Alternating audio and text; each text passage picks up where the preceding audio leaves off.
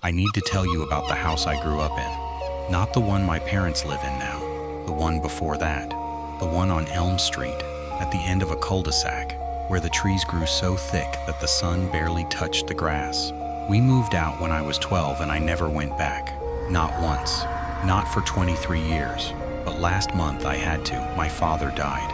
Heart attack sudden in his sleep. My mother went first 5 years ago, so it fell to me to clean out the old house. The one they'd bought after selling the Elm Street place. That was the deal. I pack up his things, donate what I could, keep what mattered. It was sad, but it was normal. Grief has a shape to it. You know where you are. What I didn't expect was the letter. I found it tucked inside my father's nightstand, behind a loose panel, wrapped in a cloth so old it crumbled when I touched it. The paper inside was yellowed, typed on a manual typewriter. The ink was smudged in places, like the keys had been hit too hard. It was addressed to my father. No return address, no date, just 3 paragraphs. I'm going to read them to you. Mr. Harris, you asked me not to contact you again. I have respected that for 11 years, but I cannot keep this to myself any longer. The house on Elm Street has been sold 3 times since you left. Each family stayed less than a year. The last one moved out in the middle of the night, left everything behind. The police found the mother walking on the highway, barefoot, 7 miles away. She kept saying the same thing. The walls have teeth. I am not writing to frighten you. I am writing to ask you a question.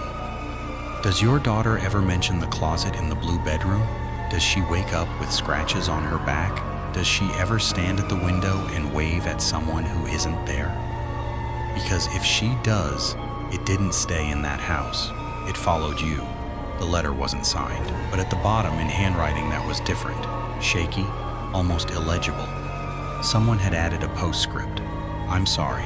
I should have told you before you bought the house, but I needed the commission. I have 2 kids of my own now. I pray every night that the thing in your walls doesn't find them. My hands were shaking when I finished reading. Not because I believed in ghosts. Because of what I remembered the closet. When I was 7, my bedroom had a walk-on, not a big one. Just deep enough that you couldn't see the back from the doorway. My parents had put a small nightlight in there because I was afraid of the dark. But the nightlight didn't help because the dark wasn't coming from the closet. The dark was already in it. I used to hear sounds at night. Scratching, soft, rhythmic, like fingernails dragging down the inside of the closet door. I told my mother. She checked for mice, found nothing. She told me it was my imagination, but one night I got up to use the bathroom and I saw that the closet door was open, not a crack, and the nightlight was off. I stood in my doorway, staring into that black rectangle. I couldn't see anything, but I could feel something, a pressure, like the air in my room had gotten heavier, and then I heard breathing. Not mine, someone else's, slow and wet, like they were breathing through a mouth full of water. I ran to my parents' room. My father walked me back, turned on the overhead light, and showed me that the closet was empty. Just clothes and old toys and a box of Christmas decorations. He closed the door, plugged the nightlight back in, and told me to go back to sleep. The scratches started a week later.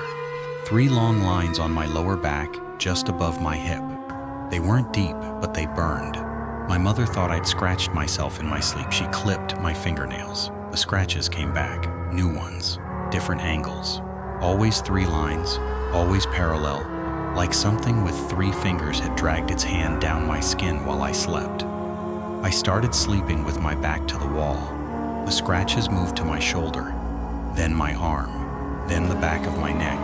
The worst night was the night I forgot to close the closet door. I was 9. I'd had a long day, fallen asleep reading, and when I woke up at 2 in the morning, the door was open. The nightlight was on, but it was flickering. On and off, on and off. And in the flickering light, I saw something in the closet that wasn't there before. A shape, low to the ground, crouching. It was about the size of a large dog, but it wasn't a dog. Its body was the wrong shape, too long, too thin, with joints that bent in places joints shouldn't bend. Its skin was pale, almost reflective like wet plastic, and its face, if you could call it a face, was smooth. No eyes, no nose, no mouth, just a blank oval tilted toward me. I opened my mouth to scream. Nothing came out. The thing crawled out of the closet. It moved like an insect, all hejirka angles folding and unfolding. It crawled across my floor, and I could hear its claws, 3 claws on each limb, clicking on the hardwood. It came to the side of my bed. It reared up onto its hind legs, and it was tall now, taller than my father. Its blank face hovered over me. And then, from somewhere inside that smooth head, a voice came, not out of a mouth, out of the skin itself. It was a child's voice, my own voice. "Don't scream," it said. "If you scream, I'll have to put you in the closet, and you won't come out." I didn't scream. I lay there, frozen. As the thing leaned closer, I felt its breath on my face. It smelled like wet cardboard and old pennies. Its head tilted, like it was studying me. Then it reached out one long, pale limb and touched my cheek. Its claw was cold, sharp. It drew a single line of blood just below my eye. "Good girl," it said in my voice. Then it dropped back onto all fours, skittered across the floor, and disappeared into the closet. The door swung shut behind it. The night light stopped flickering. I didn't tell my parents. I don't know why. Maybe because I knew they wouldn't believe me. Maybe because the thing had used my voice, and some part of me was terrified that it wasn't a separate thing at all, that it was me, that the scratches on my back were my own fingers, moving while I dreamed, that the closet was just a closet, and the dark was just the dark. But I started sleeping with the light on. I started pushing my dresser against the closet door every night, and the scratches stopped for a while. We moved out of that house when I was 12. My father got a promotion, a new city, a fresh start. I remember standing in my empty bedroom on the last day, looking at the closet door. It was closed. The room was bright with afternoon sun. Everything was normal. But I walked over to the closet, and I opened the door one last time. The inside was bare. No clothes, no toys, no nightlight. Just an empty space with wooden shelves and a hanging rod. I ran my hand along the back wall. The drywall was cold, colder than it should have been. And when I pulled my hand away, my palm was covered in something dark. Not dust, not dirt. It was too thick, too sticky. I smelled it. Copper, blood. I closed the door. I walked out of the house. I never looked back. For 23 years, I told myself it was nothing. Childhood fears, an overactive imagination, the power of suggestion. I even became a therapist. Go figure. I spent my days listening to other people's traumas, helping them separate reality from fear. I was good at it. Calm, rational, evidence-based. Then I found that letter in my father's nightstand, and everything I'd buried came back up. I did what any rational person would do. I Googled the house on Elm Street. The search results were sparse. A real estate listing from 2015, a property tax record, and one news article from 2009 buried on the 3rd page of a local paper. The headline, "Family Flees Home in Night, Citing Unexplainable Phenomena." I read the article. The family had lived in the house for 4 months. They reported sounds in the walls, objects moving on their own, and a persistent smell of copper in the back bedroom. The mother had been hospitalized for exhaustion. The father refused to comment. The house went back on the market a month later. I stared at the screen for a long time. Then I closed my laptop, walked to my bedroom, and opened my own closet. It was fine. Clothes, shoes, a suitcase. Normal.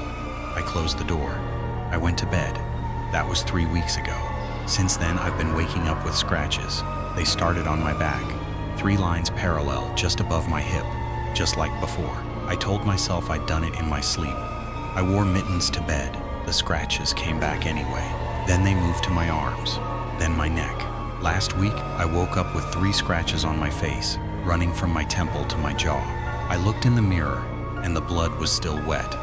I checked my closet. The door was open. I always close it. I am obsessive about closing it. But there it was, open about 6 inches, and the light inside was off. I reached in and felt along the back wall. It was cold, not cool, cold. And when I pulled my hand back, my palm was covered in something dark and sticky. I don't know what to do. I'm 43 years old. I have a degree in psychology. I don't believe in monsters. But last night I woke up at 3 in the morning because my room was cold. The closet door was wide open, and standing in the doorway was a shape, low to the ground, pale, joints bent at impossible angles. It had a face now, not blank, it had my face, my eyes, my mouth, my expression. But it was wrong. The eyes were too wide, the mouth was open too far, and it was smiling. "Don't scream," it said, in my voice. "I've been waiting for you to come back. You left the door open." I screamed. I couldn't help it. The sound ripped out of me and the thing tilted its head and then it laughed. A high, thin laugh that was mine and not mine. It stepped back into the closet, and the door slammed shut so hard that the mirror on my dresser cracked. I haven't opened that closet since. I moved my clothes into the guest room. I put a heavy dresser in front of the closet door. I sleep with all the lights on, but I can still hear it at night, scratching, soft and rhythmic, like fingernails on the inside of the door. And sometimes, just before I fall asleep, I feel something cold brush against my cheek. 3 lines, parallel, sharp. I called the real estate agent who sold my parents the house, the one who wrote the letter. His name was Richard. I found his number through an old business directory. He's retired, now living in Florida. When I told him who I was, he was quiet for a long time. Then he said, "I was afraid you'd call." He told me that the house wasn't just haunted. He said it was built on something. A well, maybe, or a sinkhole. The original owner had covered it up and built the house over it. But the thing in the well, he didn't have a word for it, had been there long before the house, long before the town. It was old, he said, older than the trees, and it was hungry. It attaches to children, he told me, because children are easier to frighten, easier to feed on, but it doesn't let go when the children grow up. It just waits. It waits for you to forget, and then it reminds you. He paused. The last family I sold that house to, the one that fled in the middle of the night, their daughter is 22 now. She called me last year. She said she'd been having dreams about a closet, about a pale thing with her face. She said it told her that it would never stop, that it had been in her family for generations, that it would follow her children, and their children, and their children's children. I asked him what she did. He said, "She burned the house down." I hung up. I sat in my guest room, staring at the dresser. I'd pushed against the closet door in my bedroom, and I thought about matches. I thought about gasoline. I thought about watching the flames climb the walls and turn everything to ash. But I know it wouldn't work. The thing isn't in the house. The thing is in me. It came with me when I left Elm Street. It was in my father's house, waiting. It was in my first apartment, scratching at the walls while I slept. It was in every closet I've ever opened. And now it's in my bedroom, pressing against the door, learning my voice, wearing my face. Tonight, I'm going to open the closet, not because I want to, because I have to, because the scratching won't stop and the cold won't leave, and every time I close my eyes, I hear it whispering my name. It says it's lonely. It says it's been waiting so long. It says we're the same now, it and me, and that I should just let it in. Maybe it's right. Maybe the thing in the closet is just the part of me I locked away when I was 7. The part that knew the dark wasn't empty. The part that understood, even then, that some doors don't lead to closets. They lead to places that have always been waiting for you to come home. I'll tell you one more thing before I go. When I was 12, standing in my empty bedroom on Elm Street, I opened the closet door and found blood on the back wall. But I didn't tell you what else I found. Carved into the drywall, in letters that looked like claw marks, was a sentence. "I've never forgotten it. You'll be back. They always come back." I'm going to open the closet now. Wish me luck. And if you hear scratching in your own walls tonight, if you wake up with 3 lines on your back and a cold spot in the corner of your room, just remember, you left the door open too.